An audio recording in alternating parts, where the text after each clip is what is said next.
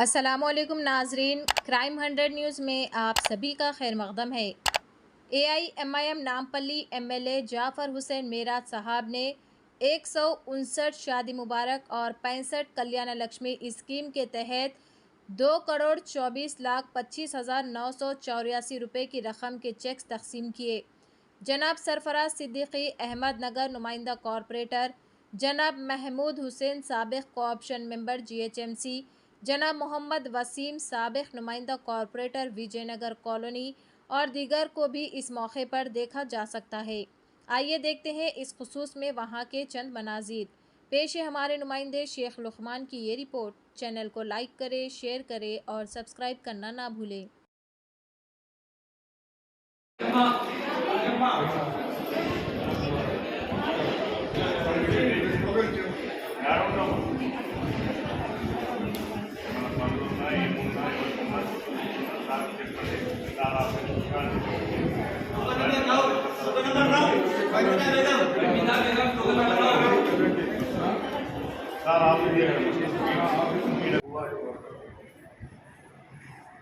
آج کے اس پروگرام میں میرے ساتھی جناب سرفراز صدیقی صاحب نمائندہ کارپوریٹر احمد نگر ڈویژن، جناب محمود حسین انجینئر صاحب کوآپشن ممبر مجلس اتحاد المسلمین اور عاصم نگر منڈل سے تمام تشریف لائے ہوئے منڈل کے ذمہ دار میری ماں اور بہنوں، پہلی چیز تو میں آپ سب کو مبارکبادی دینا چاہتا ہوں۔ آپ کی اپنی لڑکی کی جو شادی ہوئی ہے اس کے لیے میں آپ سے مبارکبادی دینا چاہتا ہوں اور اللہ سے دعا کرتا ہوں یا اللہ یہ رشتے میں نہ صرف محبت دے بلکہ یہ رشتے کو آگے تک لے جائے اور یہ رشتوں کو کامیاب کرے، کیونکہ ہم پیسے تھے ایک مسلمان کے یا میری ماں اور بہنیں یہاں بیٹھی ہیں جو کلیانہ لکشمی لینے آئے ہیں، ہم صرف اور صرف دعا کر سکتے ہیں، کیونکہ ایک انسان اپنی اولاد کو اپنی بیٹی کے لیے ہر چیز دے سکتا ہے، اگر کوئی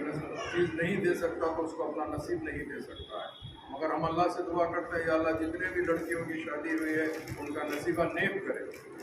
کیونکہ آج جانتے ہیں آپ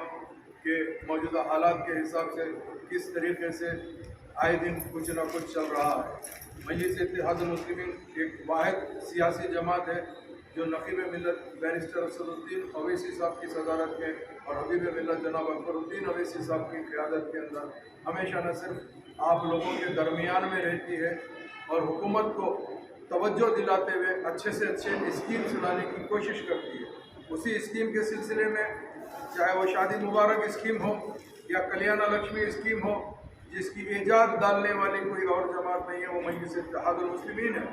مجلس اتحاد المسلمین نے حکومت کو نہ صرف نمائندگی کری بلکہ حکومت کو روشنی ڈالی۔ خاص طور سے اکبر الدین اویسی صاحب نے اسمبلی میں یہ بتایا کہ ہماری ماں اور بہنوں کا نے اتنا سرمایہ نہیں رہتا جو اپنے بچیوں کی شادی کرے، کیونکہ آج ہم لوگ اتنے پریشان ہیں، ہمارے گھر میں پیٹ بھر کی اولاد ہوتی ہے، اولاد کو کس طریقے سے پڑھائیں اور کیسے ہم بچوں کی تربیت دیں اور کیسے کھلائیں۔ اس سلسلے میں جیسے ہی بچی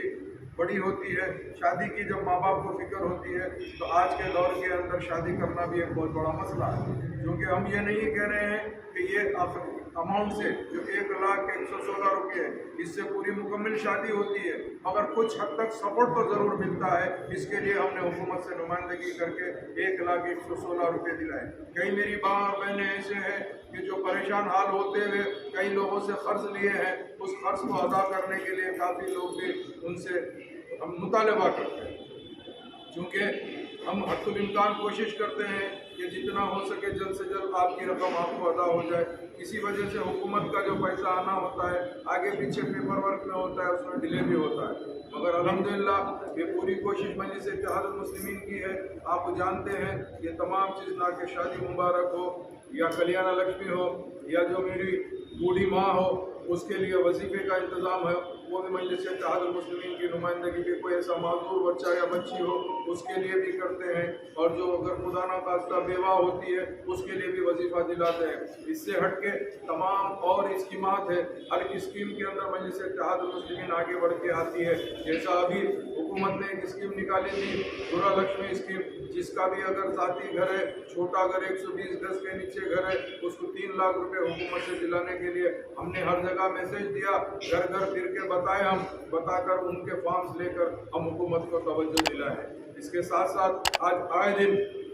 एक बात गश कर रही है, वो ये है कि हम डबल बेडरूम के लिए हमारा फॉर्म डालें, हमारा नहीं आया, उनका आया। तो मैं आप लोगों को ये कहना चाहता हूँ कि जितने भी लोग डबल बेडरूम का फॉर्म डाले हैं, इंशाअल्लाह ताला जिसकी इंक्वायरी हो गई है, जो डबल बेडरूम के एलिजिबल है, इन सबको इंशाअल्लाह डबल बेडरूम मिलेगा। हम नुमाइंदगी भी करके दिलाएंगे, मगर आला पे सडन सारे के सारों को एक साथ डबल बेडरूम इसीलिए नहीं दे सकते क्योंकि हुकूमत के जो मकान बन रहे हैं उनका पेपर वर्क भी है। इसलिए इन लोग क्या कर रहे हैं, एक असेंबली कॉन्स्टिट्यूंसी में 500 लोगों का पूरा अंदाजी में नाम उठा रहे हैं। पहला एक पूरा अंदाजी हुआ जिसमें 500 लोगों का नाम उठा, काफ़ी लोगों को उसमें फ़ायदा हुआ 500 लोगों को। उसके बाद दूसरा पूरा अंदाजी हुआ, उसमें 500 लोगों का नाम उठा, उसके अंदर भी अल्हम्दुलिल्लाह काफ़ी लोगों को मिला। आज की तारीख में, आज की डेट में आज तीसरा पूरा होने जा रहा है। ये आज 500 और लिस्ट में आएंगे और इंशाअल्लाह ताला मुझे उम्मीद है उसमें भी आप लोग को मिलेंगे।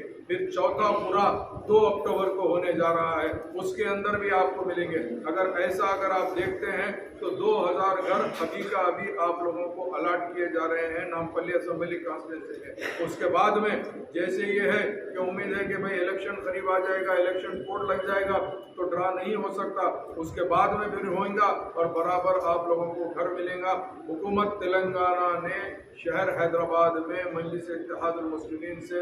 मशवरा करके 1 लाख घर हैदराबाद में बनाए हैं और 1 लाख घर अगर आप बोलते हैं तो पूरे के पूरे अपनी आवाम को मिलने वाले हैं। तो आप लोग सब्र से रहिए, बराबर आपको जो स्कीम रहेगी इंशाअल्लाह मजलिस इत्तेहादुल मुस्लिमीन आपके दरमियान में रह के वो स्कीम पूरी दिलाने की कोशिश करेंगे। और इसके अलावा कोई और चीज़ भी रहती है तो आप ज़रूर बताइए, हम इसके लिए तैयार हैं। जैसा कि मेरे साथी सरफराज साहब ने कहा,